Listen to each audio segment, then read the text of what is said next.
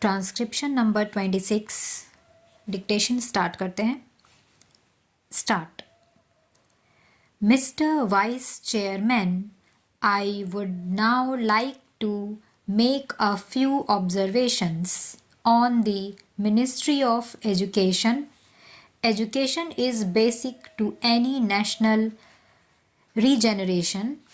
It is true that it does not bring any return as our other projects do, as for instance the steel projects or the irrigation projects do. But this is the investment that is designed to help building up of the human material. It is agreed that education has expanded after independence and during the plan periods. But it is a matter for concern that the content of education has not been equal to our expectations. Even today, we are engaged in experimenting with all types of education from the basic stage up to the university level. It is not clear, I presume, that the basic pattern of education of which so much was said and written is accepted as a success even today.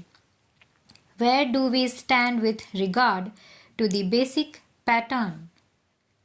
It seems to be the position that all arguments are in favor of that type of education, but all proof is against the success of such a type of education. Where does the government stand with regard to this type of education?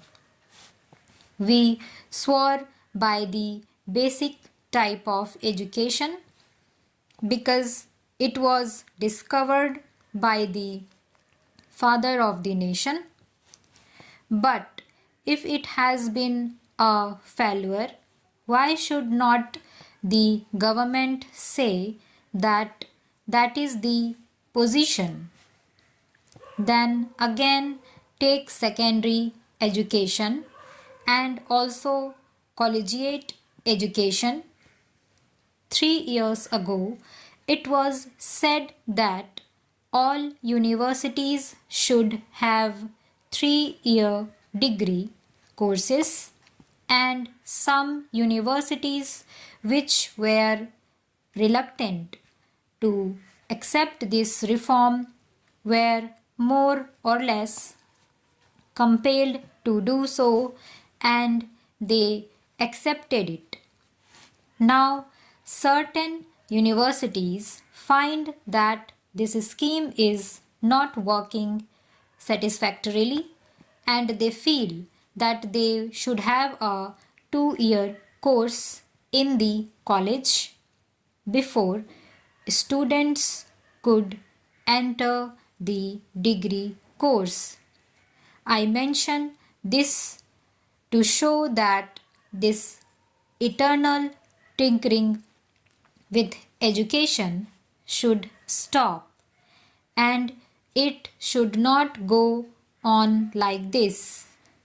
This uncertainty is not only with regard to the main objective of education, the main structure of education from the primary to the collegiate level, but also with regard to the courses of studies, and also with regard to the language or medium of instruction.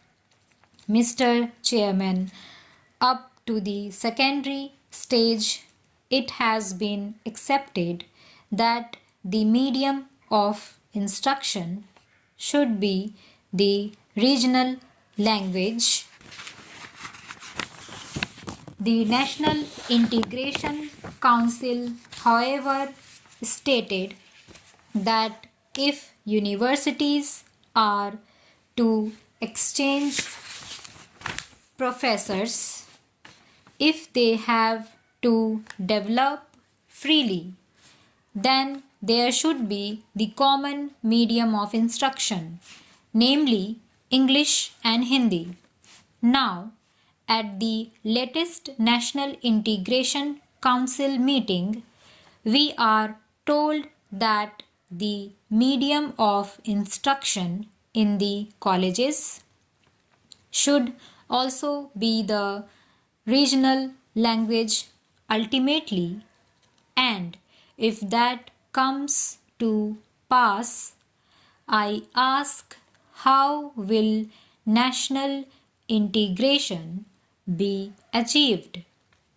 It is permissible to envisage a stage if the scheme of the National Integration Council is implemented, where different universities will have different media of instruction, and the men that will be drawn from these universities will have to man the judiciary of the land and the all India services, but they will not be able to serve in a state other than the one in which they were educated.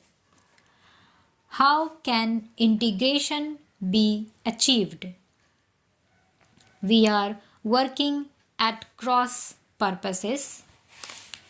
It is time that a high power body was appointed to hammer out a national scheme of education having integration as the basic aim and to implement it systematically.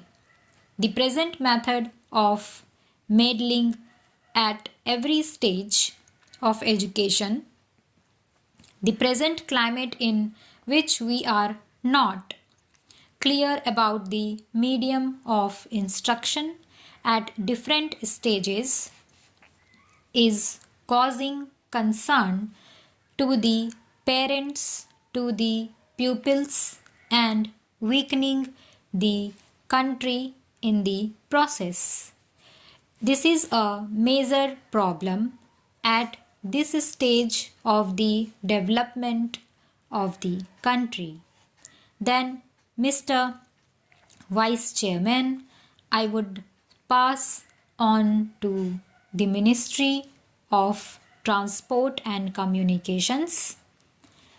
According to this ministry, we are to build a system of national highways, provincial or state highways, an integrated system of communications from the village upwards, but the central government is concerned with the construction of national highways. It is good to have a fine system of national highways. It also serves as a physical link for integrating the nation. It is good, but this planning of construction of national highways without regard to the development of railways and the development of industries in the region in which the highways are proposed to be constructed will be something beyond our means at the present moment, assuming that we have a network of national highways? Are they to be put to immediate use? Are they good investments? Unless you have industries, small, big, or medium, coming along the highways, unless they assure you a fare for the investment, it is not desirable to have a system of highways for the sake of mere transport of passengers. Stop.